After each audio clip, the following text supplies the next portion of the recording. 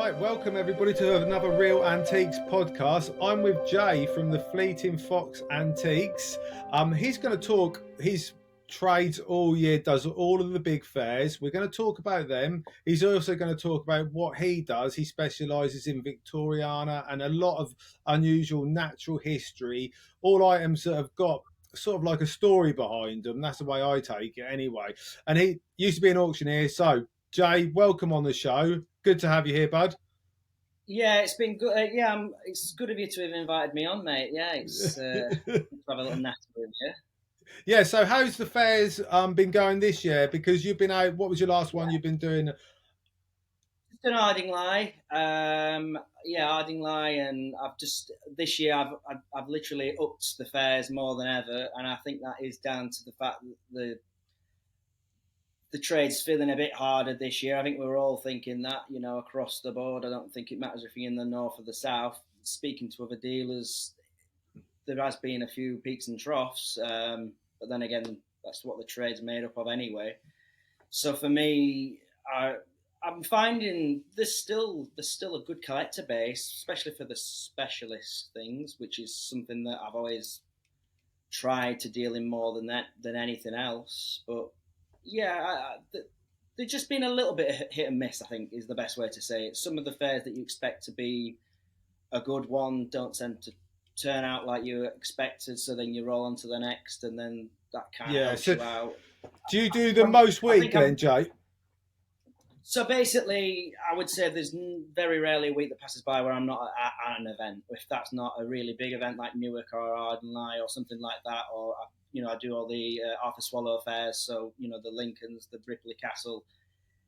And as months and months have gone on, especially this year, I've looked and basically tried to source another event that I can be at. So like tomorrow, I'm at a very local to me event, which is 20 minutes away. It's at an old railway heritage site, but it's inside. So at this time of year, with the weather, for me, unfortunately, because I'm not a dealer of like statuary and garden wares, I have to be indoor. I can't risk the stuff outside in the wet. Natural history books won't stand the rain.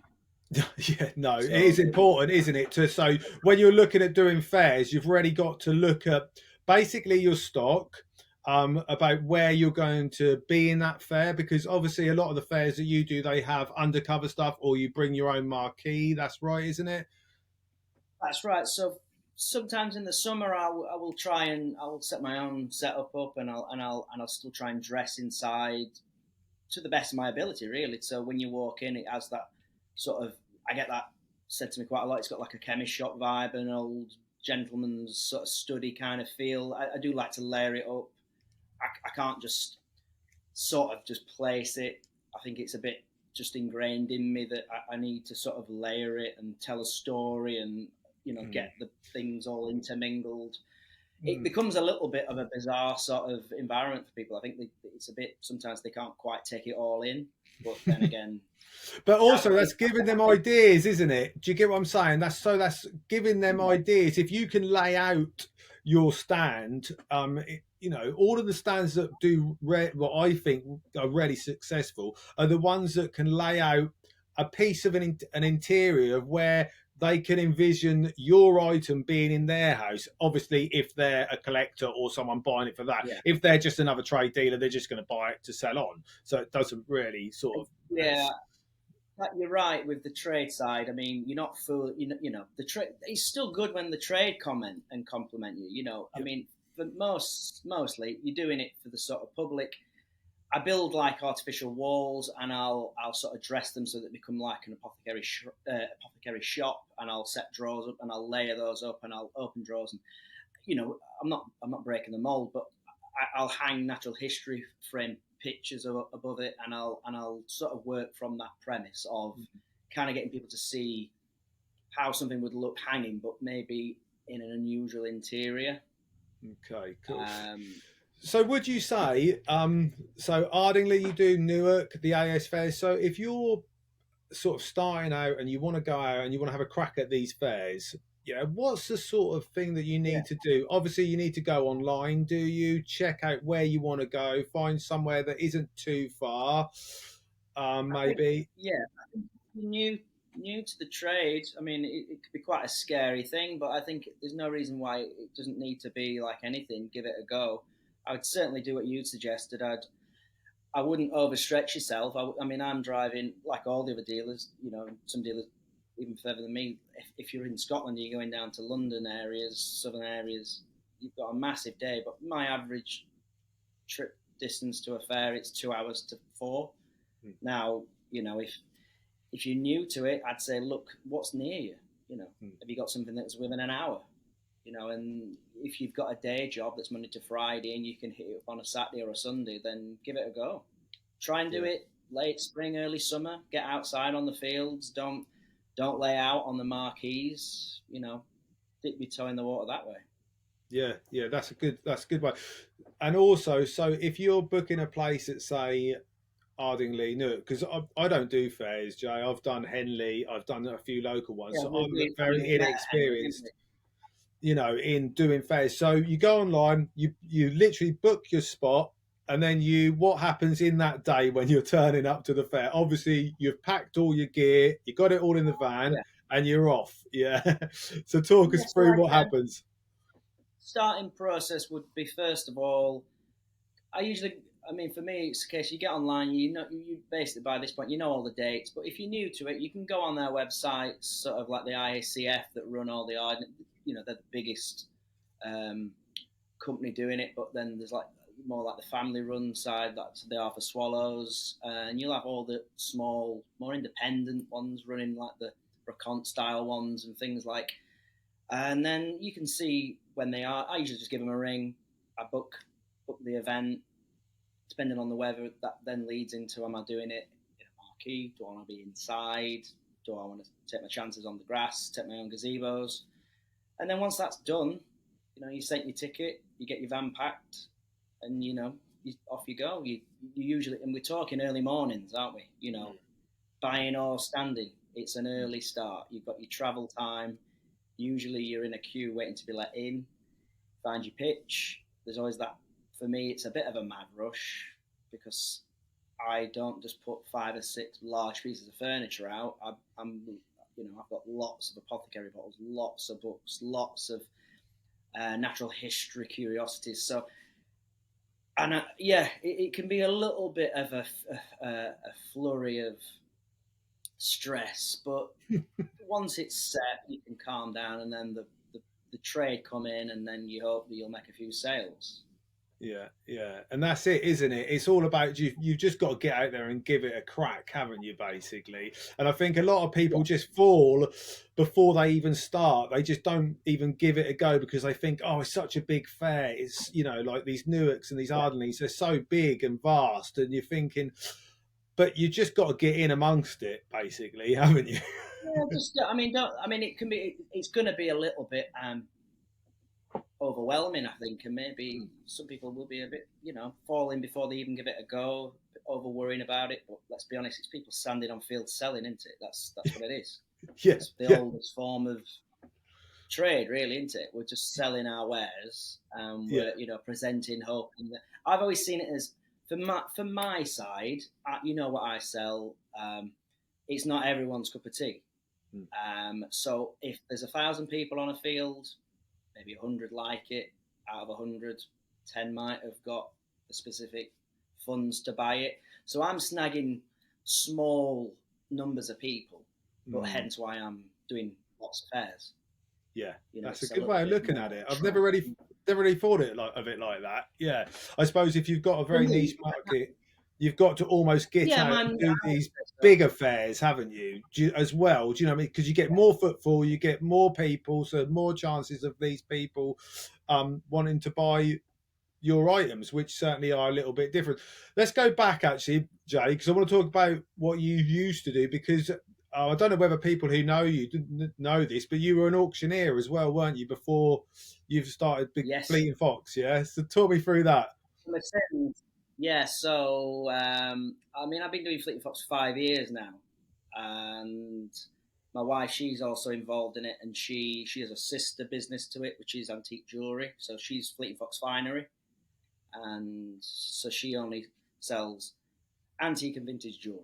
and that's sort of something that we're able to run alongside this business. But prior to me doing Fleet and Fox, I worked at an auction house, Paul Baton Auctioneers, which is very close to where I live actually. So I live in South Yorkshire, just outside Sheffield, and in the village over from where I live is Paul Baton's. So I went and worked there for 4 years. Started as a trainee auctioneer, and then passed me apprenticeship, and got behind the rostrum, got the gavel, and sold. And I was doing every fortnightly general sales, and then we would have quarterly fine art sales. And when I started, one of the sort of strings to my bow, I guess, was I'd studied photography, so I was put in to help get the fine art photography right. And yeah, that was a big part of the job. And I think the best thing about it was seeing things on such volume.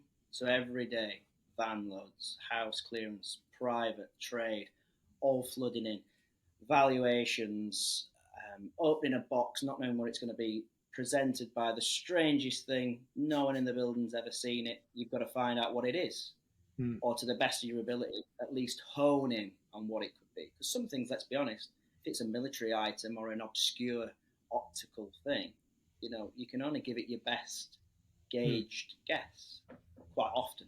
So at least get the right people looking at it, get the right keywords behind it for like the sale room and stuff. So, but that I think that gave me a good stead. We've previously spoke about it. I saw things on such volume that I think I had to, when I did my own thing and I branched off, hone in on areas of the antiques trade that more interested me. So I had that passion, and that's always been the natural history, the apothecary, the chemist side of stuff. So rather than just, I do sell antique furniture. You've got to sell what you've got to sell. It's just the area where my passion lies is the more sort of obscure, the quite unusual. I mean, I've had things where people have never seen, other dealers have never seen them before, and obviously many other dealers do, but that's what gives me my interest and passion. It's finding within, let's say, the apothecary cloud, something that's very obscure, something that's very unusual, rather than just selling bottles all day long. Yeah, I mean, and that's great as well, because you have got that passion as well for it. You tend to learn more, don't you? Because you want to go and research it, and then you sort of go down that rabbit hole of learning about that one item, and you really get. I'm in a rabbit hole all the time. What are you in the rabbit hole at the moment with? What are you? Because you've got something to show us, haven't you? Actually.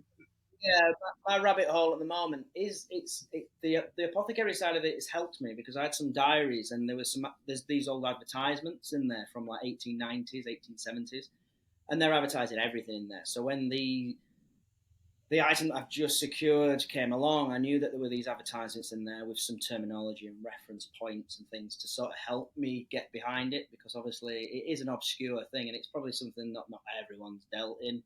I know lots of people do the bones and the skulls and that side of things. It's never been really my passion, whereas this is a man-made item that links into it. So it's that medical sort of curiosity piece, but not led by the bones. And so, but it is here, so I can show it if you want. Please, I'd love to see it, because we've sort of spoke about it, but they're very unusual. Talk us through them and what you've learnt about them as well, Jay.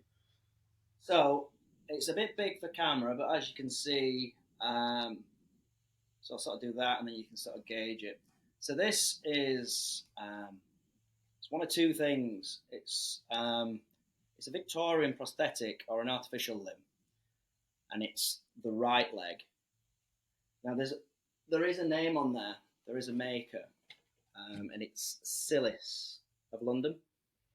Now, as you can see, so well crafted. The use of the wood and the leather, and there's this amazing sort of strap work on the front, which gives it its tension. But then, as I've started really looking into it, in the foot at the back are some old string tendons, wax string tendons. So all this moves. Now, when I first saw it, your initial thing is it's a woman's leg, but what I think it could most likely be is a boy soldier.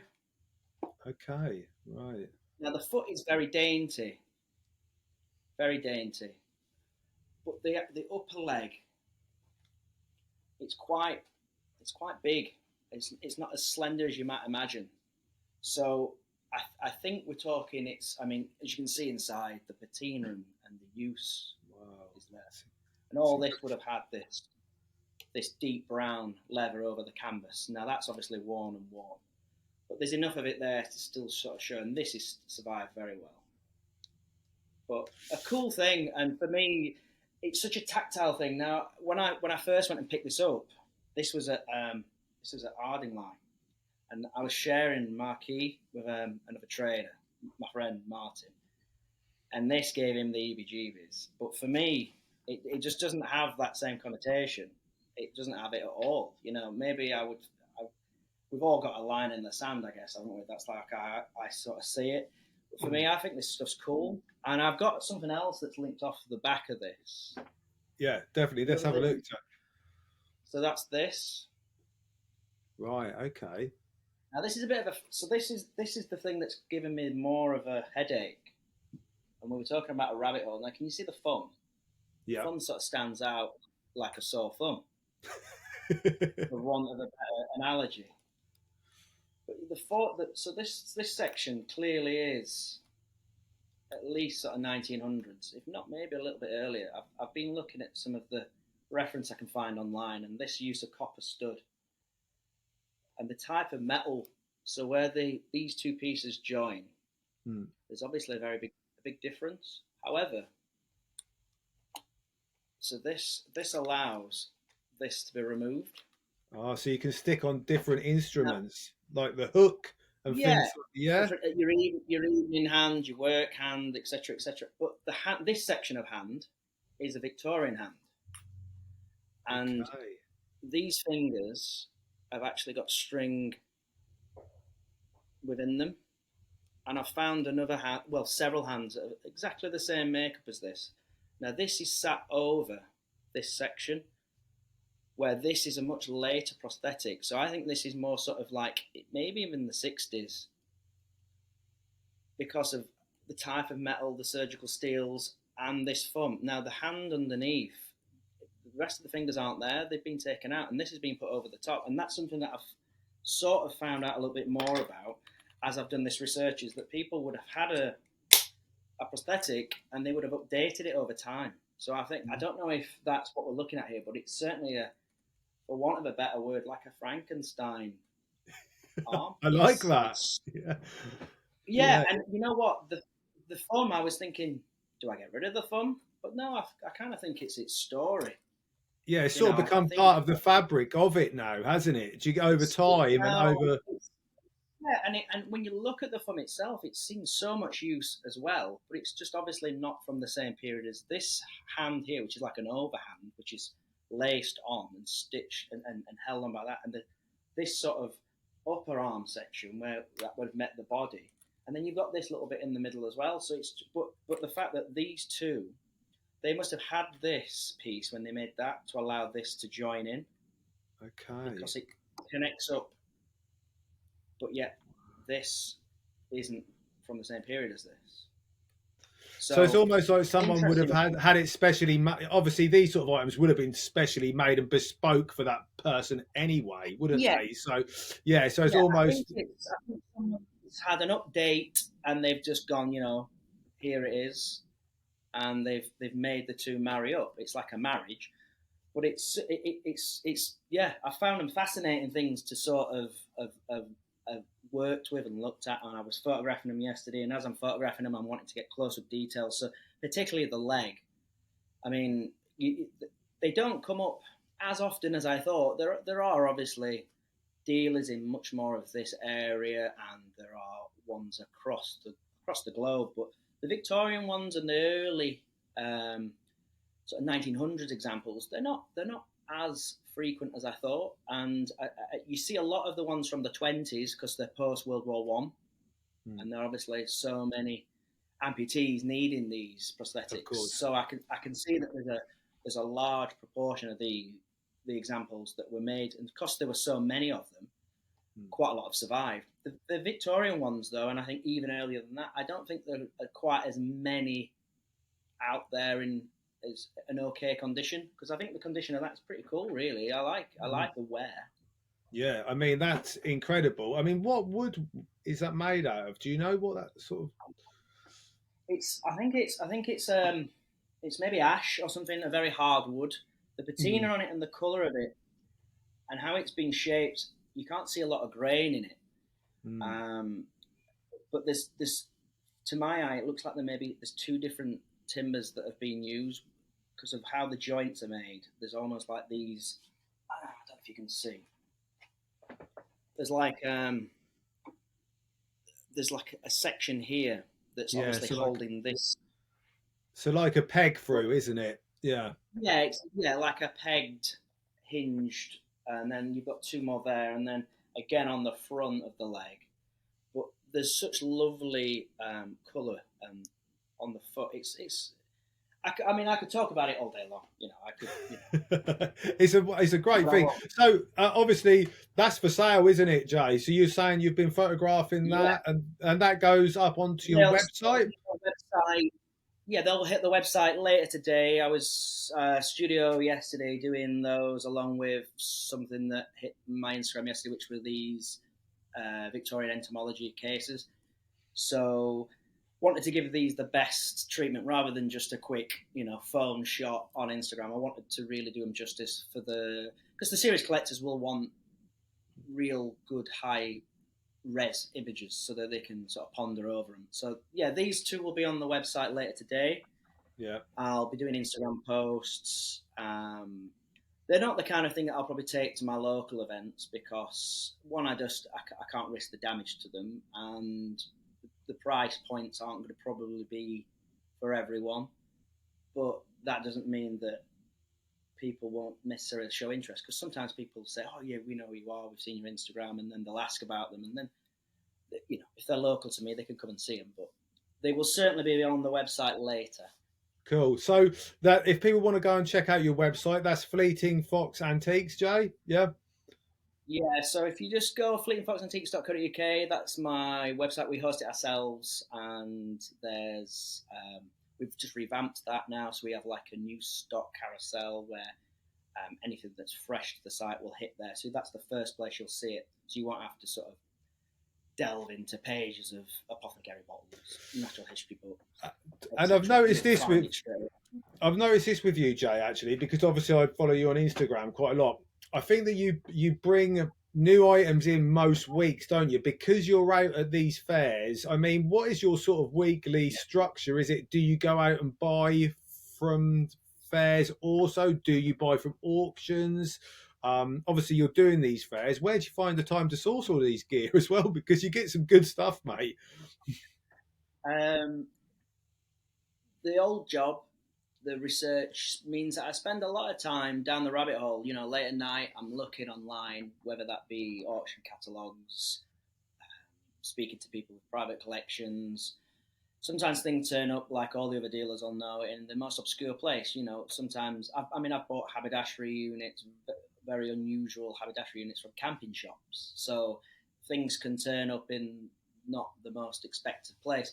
So I'll spend time doing the digging, and then week on week can be very different. If I've got a fair coming up, I'll want to have sourced some fresh stock, and obviously, you can't sell without the buying. So I try to, if I'm at a fair, I'll try and use that opportunity to source the stuff as well.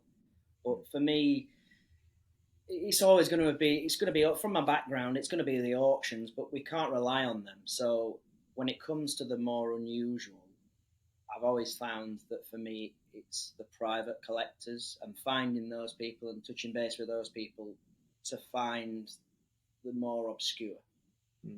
Yeah, I think that's right. Building connections with these people, and then they'll understand what you want. And as soon as you start buying the odd bit here and there, then you sort of become a client to them as well, don't you? Do you know what I mean? So if they've got something, that they want to get rid of, they'll reach out to you, won't they? So yeah, it's all about contacts, isn't it? Yeah, and I think if you try and be fair with people as well, if they've opened their doors to you, sometimes a friend of theirs then does that, and word of mouth, and that can be a big part of it. I'm literally on Tuesday off to look at another medical collection, which is going to be quite a lot of rare bottles. And it was a Okay. chap who, he's a retired doctor, and so is his wife, but their families have all been generations of chemists. And as children growing up, they were allowed to go into back rooms and take a bottle each time. So he's amassed a big collection. Hmm. He's got a doctor's couch, stuff like that. So, I'm looking forward to seeing that as well. Yeah, no, that's cool as well. It's great when you get these house calls as well, isn't it, Jay? That you go in and you just don't know what you're going to expect. Yeah. What's the Well, most? one of the things he sent me, one of the things he sent me, there's some photos, and there's not a lot to go off. But one of the things is a big Nautilus shell. Now, I've been wanting one for a while, and I've not had one. So, if I think it's available, so I'll be certainly trying to secure that. Yeah, because you're a bit like me. You like your sort of natural history, sort of wonder camera stuff as well, don't you? Like your fossils and shells, Yeah, and I can see you yeah, got a it's not always swordfish about. blade in the background there. So yeah, Yeah, there's some. it's quite a big one. Yeah, nice. Yeah, it's not all about the macabre. For me, what I studied when I was younger was earth science and geology and stuff. So I've had a lot of interest in the geological side of things, minerals, like we were talking about, fossils, whether that be books and reference materials like 19th century materials or actual collections of specimens. It holds a big wonder for me. I feel like it's always been a wonder to everyone, and it certainly I've got the bug for it. Yeah, no, cool. No, I definitely agree. Some of the I bought from you, haven't I? Like you had I bought from you, and it's something that when any dealer's posting about the natural history, my ears prick up straight away. yeah, it's good The because radar. yeah, no, it's great. I mean, there's a few of us. I mean, so we'll talk about that. So who do you really, so sort of maybe on Instagram or websites, who do you really sort of admire? Do you know, who do you look up to? Is there a few Um, accounts? yeah, there are. I mean, you're going to have one of them on. I don't know if you want to talk about that yet. So Yeah, one of them. yeah, we won't announce that yet, but No, but maybe go to people another coming one. back later down the line. There's a couple of Instagram accounts that they're not even necessarily dealers, but I find them very interesting, and sometimes they sort of spike your interest and maybe think maybe I could try and find something like that. Maybe I can see if Ah, there's anything out there on the market. And yeah, it's Lost Found Art on right, Instagram. That's yeah, cool. that's a cool account, and it's usually like unusual collections or moments in history, or um, it's a curated pieces sometimes that are posted about it. Sometimes it's historic posts that are reposted, but I do like that. Whether it be an old photograph that might just spike a bit of interest. Yeah. Um, don't hope, that's. I mean, that's certainly something to aspire to. The use of theatrical staging and the photography, the amount of research that he goes into. I've always been sort of holding Yeah, that as James sort of. comes up a lot when people say, about Yeah, like I mean, he knows accounts. what he does. He Yeah, does it he's right, and he really, does it well. yeah, he does it really cool because he really does create a story around that object. I mean, I done a Instagram live with him a long time ago, and I said, James, I'm not blowing smoke up your ass or anything like that, but basically, the way that you create that story around that item by both photography and description is just another level, and there isn't really a lot of Yeah, people out I there don't that are think there's anyone matching that. else. No, there's no one else out there. I don't think that can match that. I don't. I think there's people who are doing a sort of similar thing, and all credit to them. But I do think James does it good. Yeah, no, for sure, definitely. Anybody else? I love hearing who Um, people like, Jay. the accounts, it's the Dark Interiors archives, or Dark Interior, the Dark Interiors archive, and that's a good one to check out if you're into sort of the more macabre, the darker things, the skulls, the sort of books relating to sort of occult, that kind of areas. It's not all that, but that sort of summarizes it maybe a little bit. That's a cool account to look at if you're into that thing or want to learn more about that. That's a good touching point, I'd say. I mean, there's quite a few. I mean, the thing is, I try not to get down that dark rabbit hole of Instagram too much because once you start that, you're off your job. Yeah, no, that's for sure. I must admit that it gets hard, doesn't it? Because there's so many great accounts out there.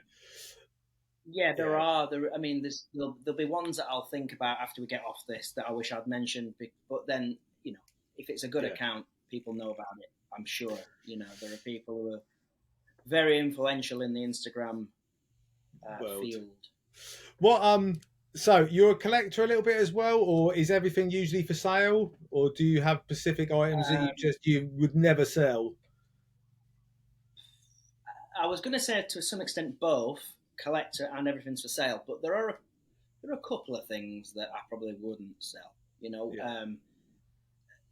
I think what someone else said this. I was talking to another dealer, and we sort of said, I think you'll probably think this, that you're probably refining your collection all the time, aren't you? So if through the nature of what we do, you might come across something that you can slip into your collection and slip something out, and just refine, improve, so what's around you is to the best of your ability, maybe the best you can get hold of. But then, obviously, if it's really good, you're going to want to sell it because that's why we do, or most of us do it, unless you've got a day job. So I do have a few things that I probably wouldn't want to sell. I've got a little nuthatch in this case here that I do like. It's an early purchase from back when I wasn't even quite an auctioneer. Taxidermy was sat in a sort of bit of a quiet spot, wasn't as popular. You could pick things up pretty cheap. And I just like it. I've got the odd little animal skull. I think that I wouldn't move that on. But apart from that, I think I could sort of sell most stuff. It's sort of like a savings, isn't it, Jay? Do you get what I'm saying? Like antique dealers' objects are sort of like their savings. A little pot. just in case. A little rainy day pot, I think. And if you need it, it's there. But I always see it as there's so much out there, things that you're yet to get your hands on, yet to get even your eyes on. So if you move something out and move something that you find a little bit more interesting or a bit you're a bit more in awe of, then I think you can let one out and let one in. I think that's okay. It's sad to let something go and not replace it, but you're only holding it for a period of time anyway. That's the way I see it. So, is there a dream piece that you would like to have in your collection or ever have, in stock? Yeah, narwhal tusk. And that is, yes, for sure. Do you know what? Absolutely. Wouldn't have to give it a thought. Or a double narwhal tusk, even rarer. Oh, yeah, with the skull, yeah. I wouldn't even want the skull, but a narwhal tusk, I would love it. Yeah, I would absolutely love it. Once again, it wouldn't be everyone's cup of tea, but for me, would love one. Well, it's funny because probably about a year ago, there was a small auction near me, and they had a walking stick, and it was a narwhal tusk, and it didn't go for silly money, to be honest with you. But obviously, it was. Yeah, well, I sort of, to be honest with you, I just assumed it was going to go big. Yeah, it was like I think it was up to like 1.5, 2 grand, and I thought, that's got legs of like 5 grand or something like that. So I weren't even gonna sort of look at it, and I think it only went for like 1,800 quid. Do you know what I mean? So, which is a steal, really. I mean, a wonderful like natural history piece. Just the look of them. They're just wonderful things. Well, they thought they were unicorns, didn't they? So as well, when they first came back. That's the interest in the area or the sort of time period that I like. It's that period of where things like whaling and things were just commonplace. Obviously, no longer considered PC and acceptable for obvious reasons. But from the time where countries were lit buy whale oil, you know, it's a time where I find it fascinating, you know, and everything that links off that. So a lot of the books that I buy and deal in and want to have around me, they all interlace with each other because it's what kept the cities going and the sort of ideals of what people knew. So like a lot of I love it when you get a natural history book and you open it up and the like sort of depictions in there, they're not really close to what the animal looked like because it was a time of the unknown. But that's the charm of that area for me. Yeah, no, Almost like a naivety. Yeah, no, I totally agree. Well, Jay, it's got to sort of that time. I mean, I could talk to you for ages, mate, to be honest with you, because we just like the same sort of items, and I think we've got a very similar We've got a taste. similar interest. But I'm gonna call it a day, and where are you off to next? Fairs, because it's sort of now coming to that end of the fair season, isn't it? Christmas is going to be upon us. Yeah, for me now, I'll do a local one near me, which is in a little village called Elsica. That's tomorrow, and then I've got a bit of a sort of quieter period there where I'm just going to be looking to source, and then I'll just do Newark. I think at the start of December, Lincoln at the start of December, and I think that's about it. And then a bit of a quiet one up to Christmas. Yeah. So everybody, check out Jay's Instagram and check out his website. If you see him, you know what he looks like now. Go say hello if you see him at all the fairs. And he's obviously knows his stuff. And you can always source stuff for people as well, especially in that medical world, apothecary world, can't you? Natural history. You know, you're always up for doing that as well, aren't you? If people want something. Yeah, definitely. He's out there finding them, guys. So yeah. Right, Jay, thanks a lot, mate. And no doubt we'll talk soon.